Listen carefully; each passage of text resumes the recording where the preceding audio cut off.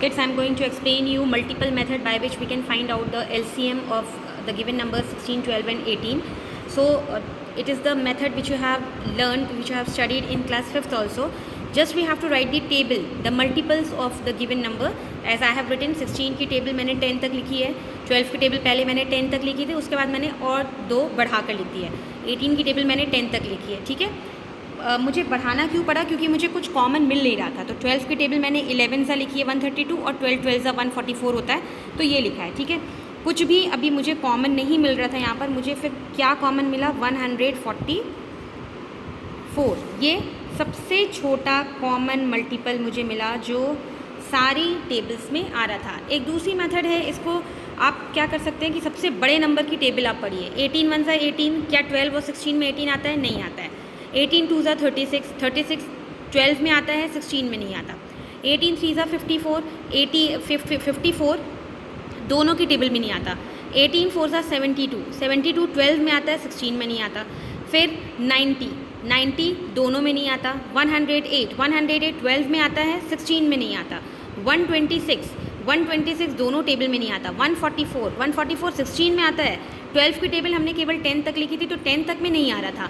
हमने आगे देखा, चेक किया, तो 12 12 सा 144 होता है, तो हमने 12 की टेबल इसलिए थोड़ा सा आगे तक लिखी है. तो सबसे बड़ा जो नंबर होता है उसका ही मल्टीपल चेक करते हैं कि बाकी दोनों छोटे नंबर से डिविजिबल है या नहीं है, या उनकी टेबल में आता है या नहीं आता है. तो आप ईजीली मल्टीपल मेथड से एलसीएम निकाल सकते हो. Second method is prime factorization method. हमें 16, 12 और 18 का प्राइम फैक्टराइजेशन करना है. तो 16 का प्राइम फैक्टराइजेशन हमको पता है, 2 8 सा, 2 4 सा, 2 2 सा एंड 2 1 सा. उसके बाद 12, मतलब इन नंबर्स को हमको प्राइम नंबर्स के प्रोडक्ट्स के फॉर्म में लिखना है. ठीक है, तो ये 2 2 3 3 ये सारे क्या हैं, प्राइम नंबर्स हैं. And the next one is 18. सो 2 9 सा, 3 3 सा, 3 1 सा. अब मैंने इसको लिखा, 16 को मैंने लिखा 2 इंटू 2 इंटू 2 इंटू 2. 12 को हमने लिखा 2 इंटू 2 इंटू 3, 2 इंटू 2 इंटू 3. और 18 को हमने लिखा 2 इंटू 3 इंटू 3. इसके बाद जो कॉमन है, मतलब आपको जो भी नंबर तीनों में दिख रहा है, जैसे ये 2 है, ये 2 मुझे तीनों लाइन में दिख रहा है, तो ये मैंने 2 ले लिया. एक लाइन में दिखने से मतलब नहीं है, हमको तीनों नंबर्स में चाहिए ये कॉमन. उसके बाद हमको 2, ये 2 2 तो मिल रहे हैं, तीसरा 2 18 की लाइन में हमको 2 नहीं दिख रहा है. फिर हमको एक्स्ट्रा 2 तो दिख ही नहीं रहा है. यहाँ पर 3 है, ये दोनों में 3 दिख रहा है, मगर 16 की टेबल में 16 के फैक्टराइजेशन में हमको 3 नहीं दिख रहा है, मतलब हम इनको नहीं लेंगे. ठीक है, तो आप इनको एक एक बार वैसे लिख सकते हैं. तो मैंने अभी केवल किसको लिखा, पहले मैंने 2 को लिखा. ठीक है, अब ये दोनों 2 कॉमन हो गए हैं, तो इन 2 को लिख दिया. और ये दोनों 3 कॉमन हो गए हैं, तो इन 3 को लिख दिया, एक एक बार लिख दिया. ठीक है, ये दोनों 2 को आप एक बार नहीं 2 बार लिखेंगे. और ये 2 2 और ये एक 3 बचा, तो ये 2 2 और ये एक 3 बच गया. ठीक है, तो हमने इसको ऐसे लिख दिया. अब इसको हम प्रोडक्ट कर लेंगे. 2 2 सा 4, 4 3 सा 12, 12 2 सा 24, 24 2 सा 48 एंड 48 3 सा 144.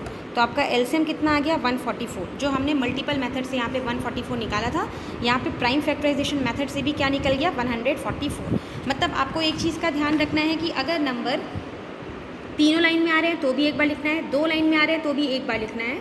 ठीक है, एक ही लाइन में अगर 2 बार आ रहे हैं तो आपको अलग अलग ही लिखना है, उनको एक साथ नहीं लिखना है. So this is the prime factorization method. That was the prime factorization method. Now common division method. अब 16, 12 और 18 इनका हम कॉमन डिवीजन मेथड से एलसीएम निकालते हैं. मतलब हम तीनों को एक साथ डिवाइड कर रहे हैं, तो तीनों के तीनों इवन नंबर्स हैं, तो हम सबसे पहले किससे डिवाइड करेंगे इनको, 2 से. 16 कितनी बार में आता है 2 में, 8 बार में. 12 कितनी बार में आता है, 6 बार में. 18 कितनी बार में आता है, 9 बार में. अभी भी 3 में से 2 नंबर्स हमारे पास क्या है, इवन नंबर्स, तो फिर से ये 2 से डिविजिबल होगा. 2 4 ज़ा, 2 3 ज़ा और 9 तो एज इट इज़ आएगा, क्योंकि 2 की टेबल में 9 नहीं आता है. अभी यहाँ पर 4 इवन नंबर है, तो हम 2 2 ज़ा 3 और 9. अभी यहाँ पे 2 बाकी है, तो हमको एक बार और 2 लेके चलना पड़ेगा. जब तक नंबर इवन नंबर है तब तक आप 2 से डिविजिबिलिटी उसकी स्टॉप नहीं करोगे.